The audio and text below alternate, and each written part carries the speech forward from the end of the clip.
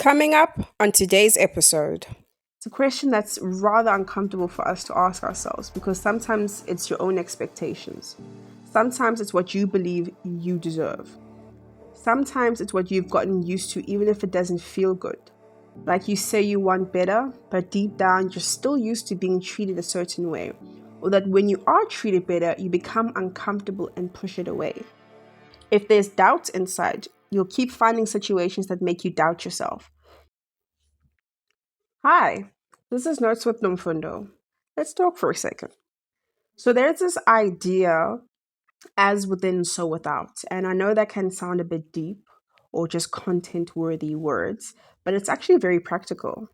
All it really means is your outer life is not separate from what's going on inside of you. And I don't mean at the forefront of your brain, but deep inside of you. It's connected, it responds, it mirrors you, whether you realize it or not. Now, this doesn't mean everything that happens to you is your fault, let's be clear. But it does mean that there's a relationship between your inner world and what keeps showing up in your life. And this is where people get confused because they mix it up with the law of mentality. The law of mentality says that what you think shapes what you see. So if you keep thinking, I'm not good enough, you start moving like that, choosing like that, noticing things that confirm it. That's real. But this goes a bit deeper than just thoughts because you can think one thing and still experience something completely different.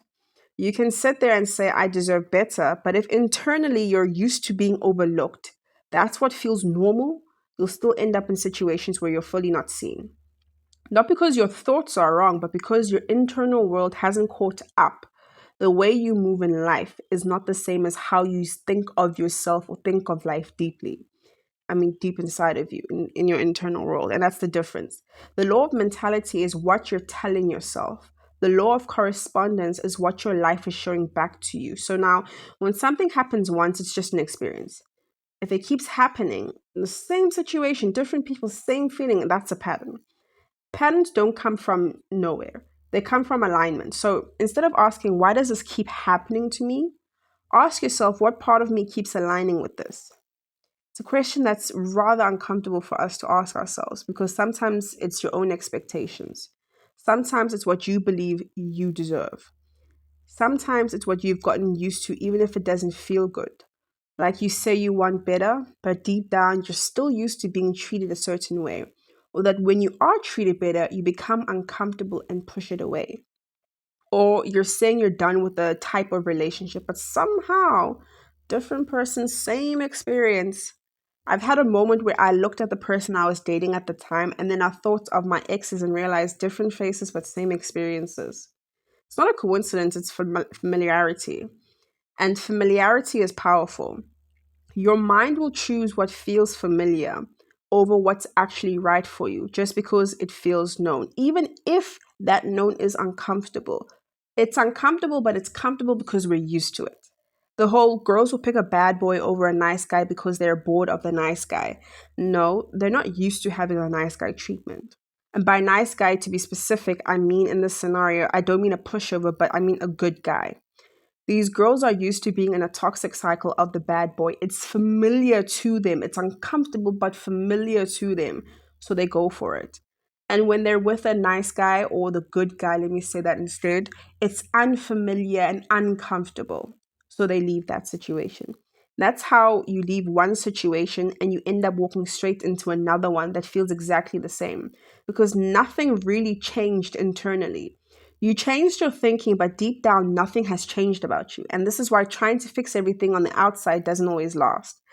You can change your job, your circle of friends, your environment, and it might feel good for a minute. It might feel like, okay, I've done something different. But if what's going on inside you stays the same, life slowly starts to reflect that again. It's like your outer world is always trying to match your inner world. So if there's chaos inside, you'll see chaos outside. If there's doubt inside, you'll keep finding situations that make you doubt yourself. If there's insecurity, you'll keep ending up in spaces where you feel small, unseen, or not enough. It isn't because life is against you, but it's because life is reflecting you. And once that clicks, you stop trying to control everything around you. You stop chasing change outside without checking what's happening inside first. You start doing the actual real work, the quiet work, the uncomfortable work, looking at how you think, how you act, what you tolerate, what you avoid. Does what you think align with what you tolerate? Because that's where all the answers are. But let's make it practical. If you actually want to understand what's going on with you, start here. Look at what keeps repeating in your life. Not once, but every day. Maybe not even every day, every month. Some situation, the same situation always comes up. Ask yourself, what does this make me feel every single time? Because your patterns aren't random, they're emotional. And whatever emotion keeps showing up is pointing you back to something within you that needs your attention. And when you shift something internally, even slightly, you'll start noticing changes outside. Not always instantly, but consistently. You'll respond differently. You'll expect differently. You'll accept differently. And because of that, your experiences start to change too. That's the law of correspondence. It's not here to punish you, it's here to show you. Your life is constantly giving you feedback on what's going on inside you. Not at the forefront of your mind, but like deep inside you. The real question is, are you willing to see it in yourself? Or are you willing to see yourself in it? This is Notes with Nomfundo.